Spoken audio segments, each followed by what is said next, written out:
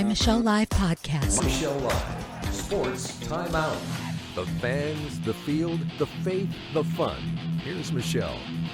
The fans, the field, the faith, the fun, and the fellas. You can't forget the team. I'm Michelle Mendoza, and my team today and we're going to be taking on news stories out of the sports world week, and there's some really good ones. There's some controversial ones. There's some interesting ones. We're going to hit every one of them out of the flippin' park, and I'm looking forward to it. But first, let me introduce you to our team today.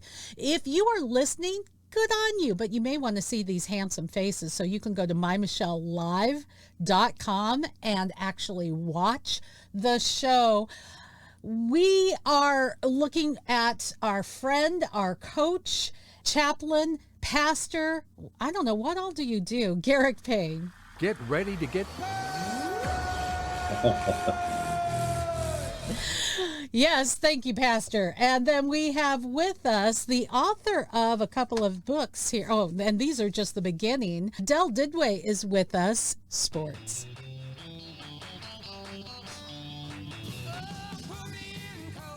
Yeah, there's your walk-on song right there. This guy's, oh yeah, this is a book as well. If you've ever had a little sports injury, if you've ever just been sitting behind the computer too long, athlete in the game of life, we have with us the author and the man who is going to be going to the races tomorrow, Man of Steel. The Man of Steel. I am the knowledge and strength of 10,000 worlds.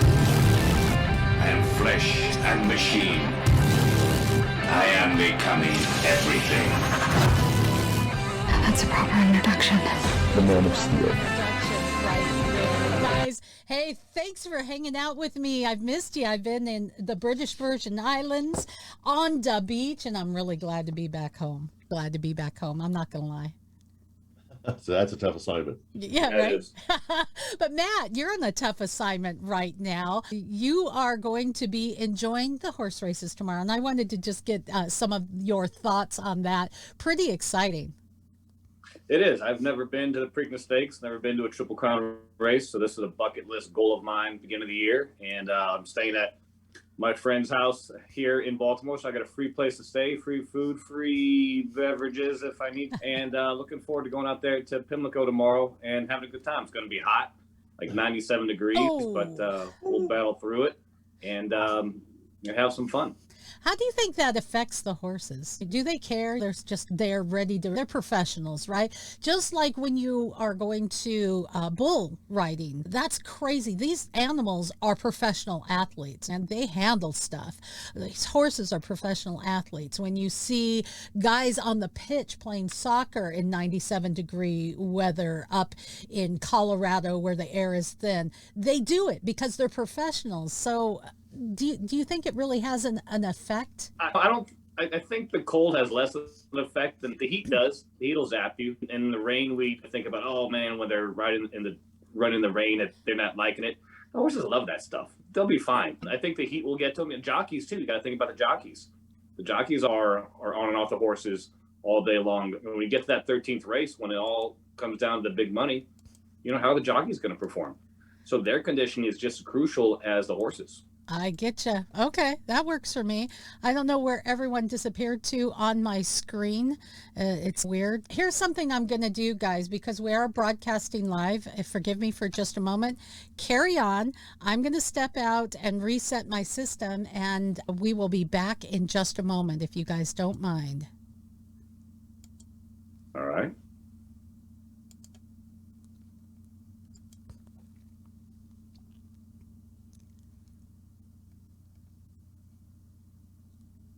Things and really? so There we go. Yeah. Sometimes that Facebook thing will just drive me crazy. I don't know what happened, but everyone just froze up.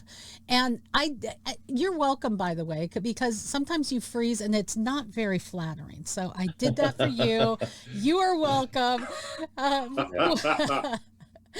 Guys, speaking of sports stories this week, hockey.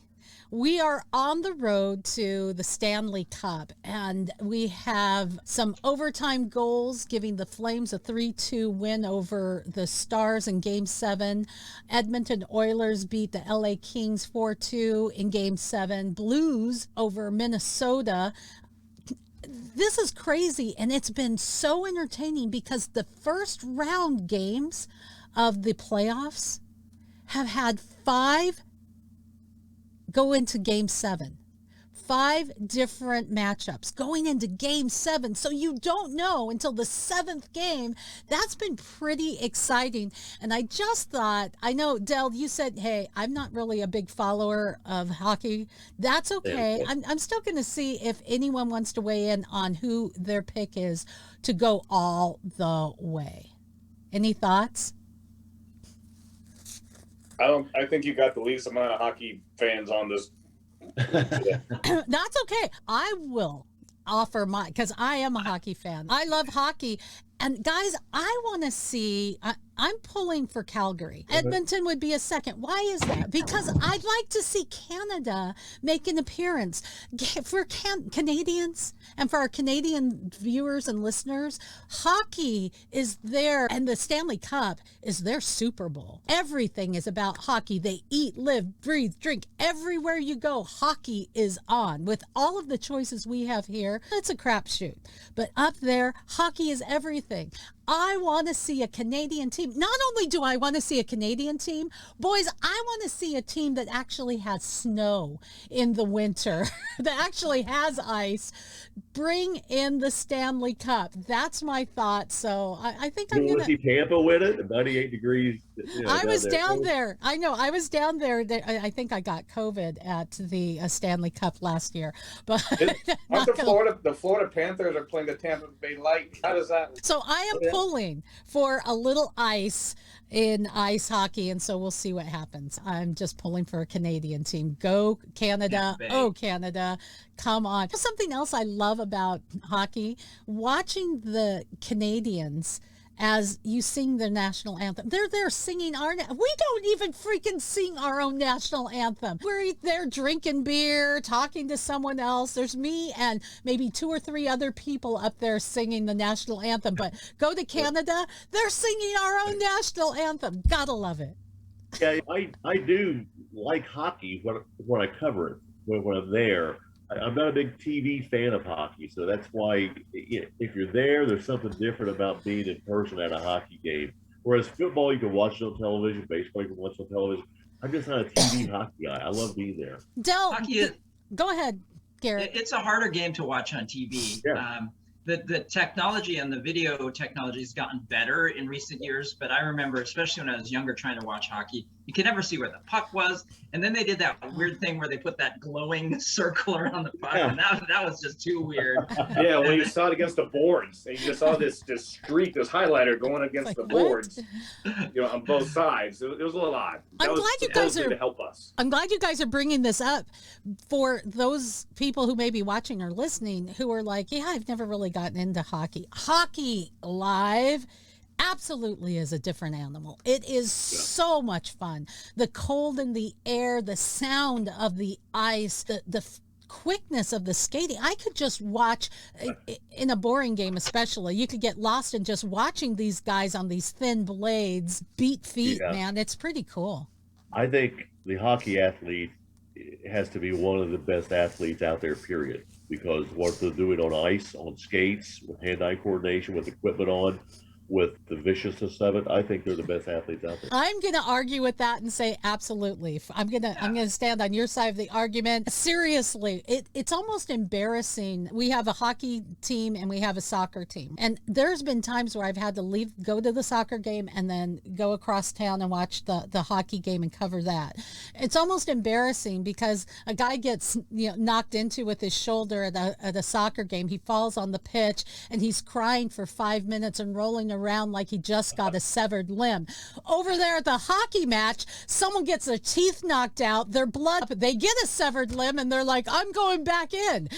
They're just... Yeah. It's only a flesh wound. I love it. Another story I wanted to cover, it's continually an issue in sports, this transgenderism. And as a woman, I have a real problem with it. There used to be, do you guys remember the song back in the day? Anything you can do, I can do better. I can do anything better than you can. Yes, I can. It was usually a man and a woman, and it was perpetuating how great women are and how we can do anything a man can do. But when you got a man who plays sports, it is highly embarrassing to say, yeah, I can even be a woman better than you. Ouch. And in that, South Carolina has passed a transgender sports bill. It is now becoming law, and it's challenging that if you're biologically a male, you're not competing with the girls. Weigh in, guys. Let's give a little face-off time. What do you think? We've up here now, because it's ridiculous. If people decide that they want to do what they want to do with their own bodies, that's one thing. But then when they start taking away from everything that women have fought for in sports, in terms of raising the level of, and everything that's been done with Title IX and all the intercollegiate athletics, and then now just to have all of that completely undercut, because there's basically, if you open this up to all transgender people, you lose women's sports. It's just going to be all men at the top tier, and it's like, why have women's sports at all? If you flipped it around and said, okay, so let's take the best female basketball player. All right, now that female basketball player wants to become a man and go try out for the NBA. Not gonna happen. Not gonna make the team. Not gonna make the G League, the whatever it is. So even if you're gonna try and keep things on equal playing field in that regard, it's not. And then you're gonna cry foul because, oh, why can't I make the team? Because you're not good enough. I mean, let's be honest. You don't have the strength, the stamina, the speed to keep up with the sixth man of the year. And that's not a sexist comment at all. It's just reality. But that would be labeled as a sexist comment. But that's crazy. That it's sad that we're in a society where we have to pass that says these things. We're just talking about books. I got an email from my agent a couple days ago, because a friend and I have written this sports children's book, and we're trying to get it in the general market. And we've got some hits on it. But our agent just said that there's some editors who have said the use of the words girl and boy is insensitive and offensive. Wow. Right? For the children's book in the general market. And then he said I'm as frustrated as you both are. This seems, do we want to go with the liberal editors? And I just responded and said, no. Yes. No, I'm not going to go with them. No. I said, I'm not going to cave to the mob right now. No. I think it's going to come to a head sooner or later. I'm hoping so. There's this news story that's coming out of Wisconsin, guys, where eighth graders are literally got a Title IX complaint against them. 3 8th graders. Imagine being in 8th grade. You're called to the principal's office, not to spend time in detention, but because you have literally a Title IX complaint against you for their high crime failure to use grammatically incorrect plural pronouns they and them to refer to a student.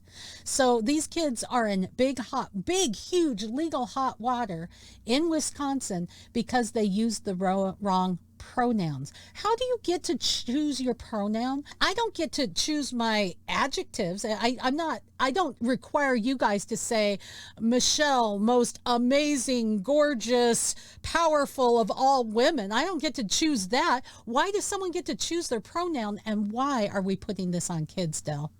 Wait a minute, you told me that's what we had to call you. Oops. Yeah, I thought I did say that. My bad. We're making up an acronym for that now. The problem in this is that in the public schools now, they're telling kids that they have to, on a daily basis, share what their pronouns are. So that means it's fluid. In other words, on a daily basis, you can change your pronouns. So how on earth are you supposed to know what someone's pronoun is if it's going to change on a daily basis? It is just lunacy. Yes, it is. And that's where we're at today. And a little bit of lunacy. 56% of voters in swing states support banning cross-sex hormone puberty blockers and physical sex changes in surgery for children under the age of 18 who identify as transgender. This is, and 46% of that, 56% support the ban strongly. But we wouldn't know that we're in the majority the way the media is portraying things. Yeah, I totally agree there. The media has an agenda. And I just lost my train of thought. It was a good point I was going to make too. Okay, get that train of thought back, and I'm going to even share with you a little There bit you go, more. Del. Catch it up for you. The National Association of Science Teachers has had a training on queering your classroom. Teachers were told how to infuse sex and gender ideologies into science class, that sex is biological, but what a child has been assigned at birth is not always correct and doesn't always match gender identity. They say that if a student comes out, a teacher should not ask, "Are you sure?" or "Maybe you're just confused." They need to affirm it and not notify their parents without student permission.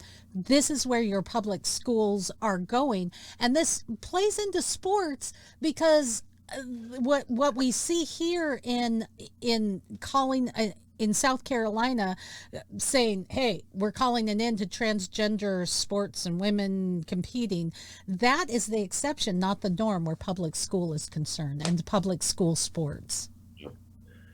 I think not only that, I mean, never mind the schools, hospitals now. I heard about a woman who had given birth and the nurse refused to say whether she had a boy or a girl. And I'm like, Are you kidding me? Wow. Yeah, I think this will hurt the Check. What is that? What's check? This will hurt the Rydell equipment company that makes cups for men. It would just be they may put them out of business. All this I'm a black and white kind of guy. I'm pretty simple. This is nothing but 100% rebellion. That's all it is, rebellion. Well put. Rebellion, because God made man in his image. God made man and woman. It is a complete rebellion of the word of God. Well, there you go. And that's where we get to the God story on My Michelle Live Sports Time Out. Another hot button topic has been COVID and how that has affected sports. So there's a couple of news stories I wanted to share. One, China has withdrawn as host of the 2023 AFC Asian Cup. Chinese fans are going, what? You know, they're pretty worried about it. I wonder if some of it is politics, but a lot of it is because they have such immense outbreak. They have taken such extreme measures. And we saw the debacle that the Olympics were. I don't think that they're able to handle another big event. Anyone want to take that one on? I'll jump right in because this is not about a huge outbreak, because the reality is that they have shut down the entire city of Shanghai for now, 6 weeks. And when we talked about the lockdowns that we had here, we still could go to the grocery store, we could go wherever we needed to go.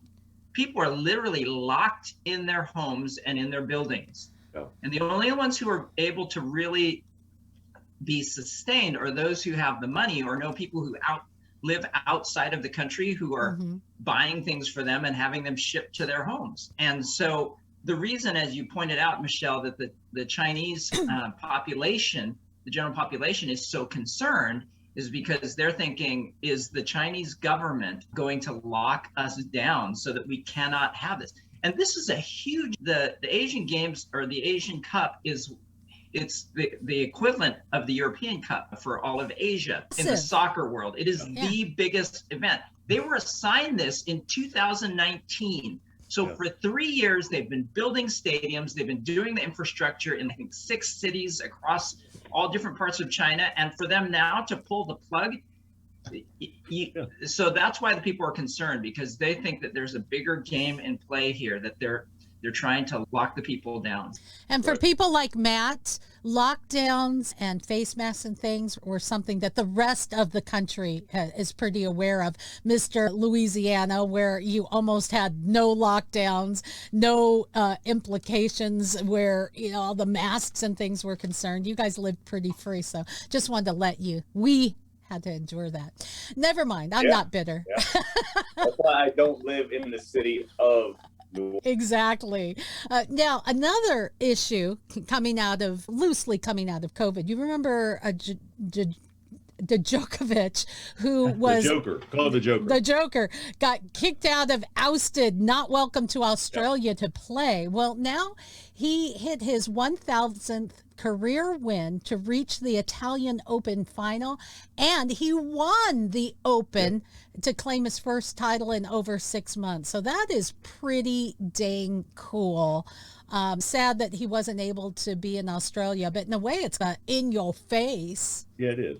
And that's awesome that he joins those ranks, those other elite tennis players like Jimmy Connors, Federer, Ivan Lendl, and Nadal who have reached those milestones. So yeah, I rooted for him just a little bit more because he was dealt a horrible hand just a few weeks ago. Yes, seriously. Matt, do you think he's got a little bit of giving them a little bit of Of course. They all have chips on their shoulders. That's what makes professional athletes what they are. Is they want to come back and prove that they're the best in whatever it is that they're doing. So to have that opportunity to do it, and you got snubbed somewhere else, and you could have brought that place, the press and the media, and some of the glory, say, hey, I did it here in Australia instead of Italy. But guess what, Australia? You didn't want me, so I'm going to go over here and bring it to this tournament instead and make them, a part of history. I like it. Let's do a little bit of news. My Michelle Live News Update. So we'll just go through a few little news stories here. Brittany Griner, she has been detained in Moscow. And according to the news, she's going to have that detained for a whole nother month. I'm going to read some of these out. You guys want to comment on it? Give me just a moment. Tom Brady is going to be joining Fox News as a lead analyst when his NFL career ends. Who knows when that will be? Will it end? Will it not end? Will he go to Fox? Will he come back? If it was like last year, who knows? While he's in the huddle. While he's playing, he needs to give me some analysis. Playing. Come on. Calling his audibles. I like it. Now you're talking. The U.S. is going to be hosting men's and women's rugby World Cups for the first time. I love it. Rugby is starting to really take off in the U.S., which is pretty exciting. And with the Major League Rugby teams in a city perhaps near you, it is one of those games I love. We talked, Del, about hockey. You have to be quite an athlete. I'd say that second to that, or maybe even equal, is rugby. Those guys are on the pitch nonstop. They're beating the heck out of each other. It is as fast as soccer. It is as rough as football and maybe even hockey, and they have no protection on. It's kind of like medieval times. I mean, they're just going at it. And it's a man's sport, man. That's why I never played it. Yeah, and to watch women play that sport, woo, them some tough girls right there. It's quite a sport. And so I thought this would almost takes us into our trivia question for the day. Are you ready, my friends? What do we win? That's right. Here we go. You win honor and glory, of course. Question is, who was the world's highest paid athlete over the last year? Who was the world's highest paid athlete over the last year? Think it over. Nope. I'm just going to let you guys Can I phone a friend? Phone away. Is it someone on the board here? Any thoughts? Any thoughts? Let's see. Yeah. Okay. Anyone want to weigh in? I'm thinking it's a soccer player. No, I'm gonna say Messi. I'm gonna say Messi. Did you look? Did anyone try to look it up? No? Okay, just off the top of your head. All right. So you're saying, Garrick, you're saying soccer. Lewis Hamilton, Formula One race. Okay. Driver. All right. I'm gonna tell you. Messi. Indeed, it is Messi. Hey. Yeah, believe it or not, Messi was top's Forbes highest paid athletes list for last year. He earned $130 million, and that figure includes $55 million of endorsements during a 12-month period, which ended just this month. You guys didn't even catch who number 2 is, and I was surprised by number 2. It is MMA fighter Conor McGregor. Okay. Wow. Yep. Whiskey pays well. Whiskey pays very Whiskey well. pays Betty. Is that what you're drinking there, Matt? As a matter of fact, it is. Okay. Cheers. He's on How vacation. about LeBron? Isn't LeBron up there too? He's in up terms there, of, but he's not number 1 and he's not number 2. And we don't know if maybe women might become part of this, because the U.S. women's soccer team has earned an equal pay landmark deal. Anybody hear about this, and anyone want to weigh in? I did hear about it. I didn't know. Just knew it happened. Well, interestingly enough, in some of this, and have you looked into it, Garrick? Because I know soccer is your bag. I know that they've been fighting for this for a long time. There's a part of me that I like aspects of this, but I also, and if Josh was on, he would unload quite a bit on this. But it comes down to revenues, and women's soccer just doesn't bring in the revenue. And so to demand equal pay for something that is not equal, then I don't know. I just have somewhat of a problem with that. And I like the fact that they, but clearly, here's the thing. There's a lot of people who work just as hard as other people, but don't get as much pay. And you know what? Let me give you an example. I've been a talk show host for decades. I am one of the hardest working talk show hosts out there. I am my own executive producer, mostly because I'm a control freak. So I wear that hat. I do all of my own studying, scheduling guests, everything. And I put a lot of effort into it. Now, you could have someone like Howard Stern, or back in the day, a Rush Limbaugh, who, for the most part, had a team of people who would get their show scheduled, guests scheduled, and he'd show up and he'd read something and, okay, this is what I'm talking about today. Sit behind the mic, open the mic, and just do his thing. He got paid infinitely more than me. I worked infinitely harder than him. Is that fair according to the women's soccer team? No way. I should be making as much. However, I didn't have the reach of Howard Stern. I didn't put as much time in building that part of my career because I chose to take some time off and raise my kids, and I'm very proud that I did. I love my career, but no, I don't have the reach of a Rush Limbaugh or Howard Stern. So should I be getting paid the same because I do work harder? No, it doesn't make sense. Just saying. Would I complain if someone wanted to pay me the same? No, but it's not happened. Thus far, it hasn't happened. So there you go. That's my 2 cents. That's awesome. And is my 2 cents worth as much as Dell's 2 cents? I don't know. Because there had a lot to do with advertisers, right? Who's going to pay for the show? So that's, and the same way with the men versus the women. If you can't pack out the stadium, then you shouldn't be getting. That's what pays your salary, is the folks coming in to watch the games and to buy the merchandise and everything like that. So if that's not there, how can they demand the same pay? I see it, but it's just not going to happen. No, and women's soccer does pack out. They do get right following. Okay, and that's true, but it's not just packing out the stadium. Right. It's the merchandise, it's the television contracts, and some of that they did not negotiate very good deals for themselves. No, and that's the thing, is that when you've negotiated the deal and then you come back later and then you're like, wah.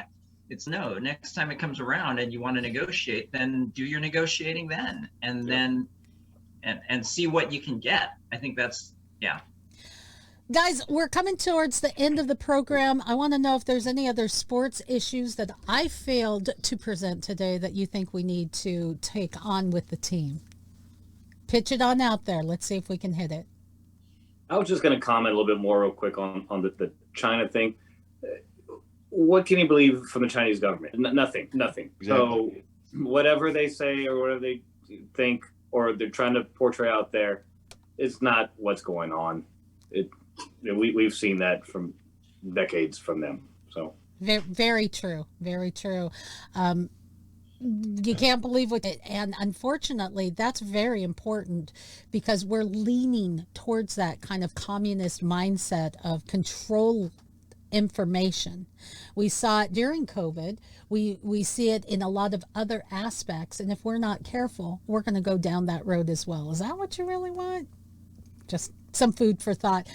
Guys, it is about time for us to take our final shot where we go around the table and bring up an issue, a subject, or a person that we just want to give a little shout out. Final shot. Garrick Pang us. Get ready to get... Go ahead. So my final shot goes to a sports team that had a huge accomplishment this year. And after that huge accomplishment, they went back and had some awful games. And so people were really disappointed. And yet they continued to fight and come back and have reemerged. And that sports team, of course, is our own Seattle Sounders. They won the CONCACAF Champions League Cup. That was pretty big. First time for an MLS team ever to win that coveted title.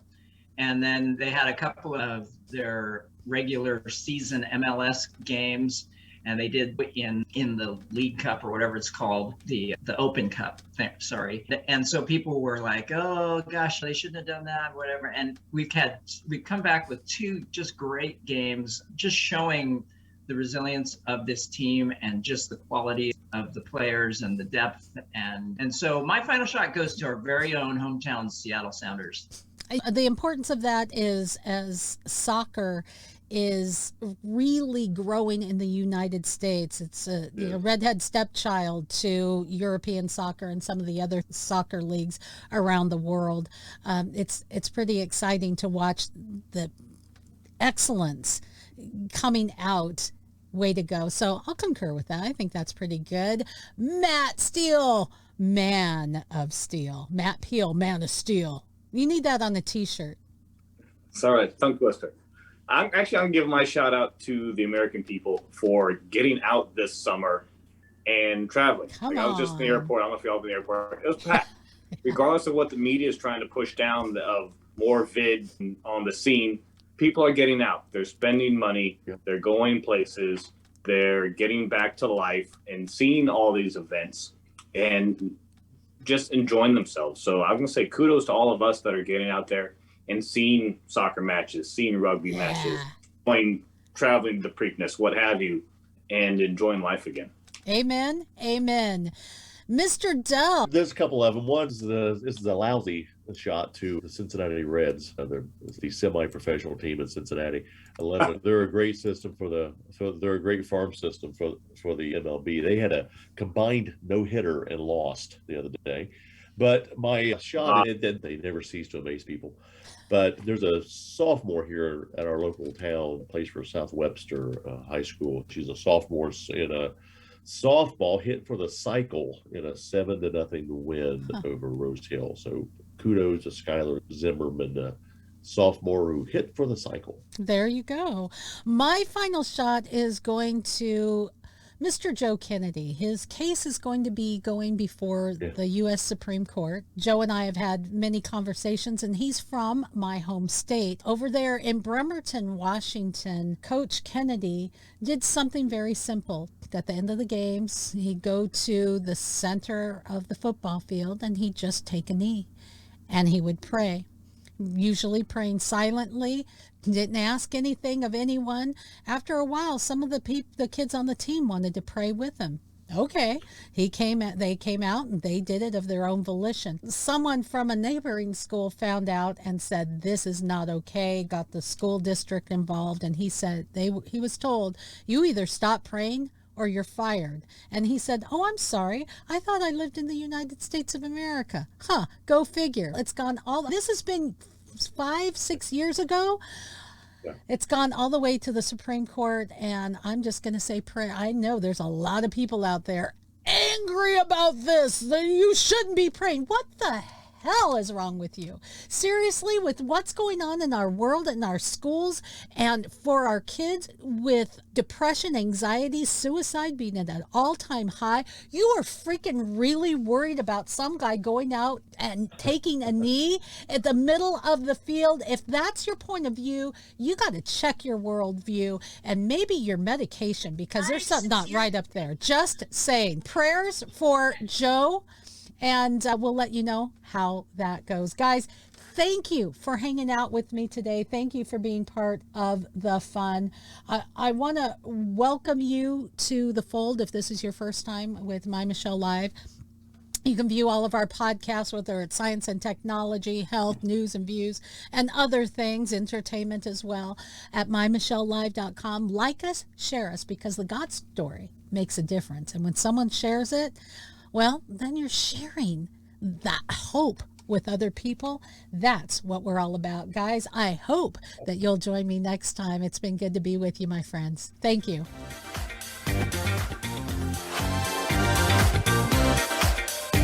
For more fun, go to mymichellelive.com.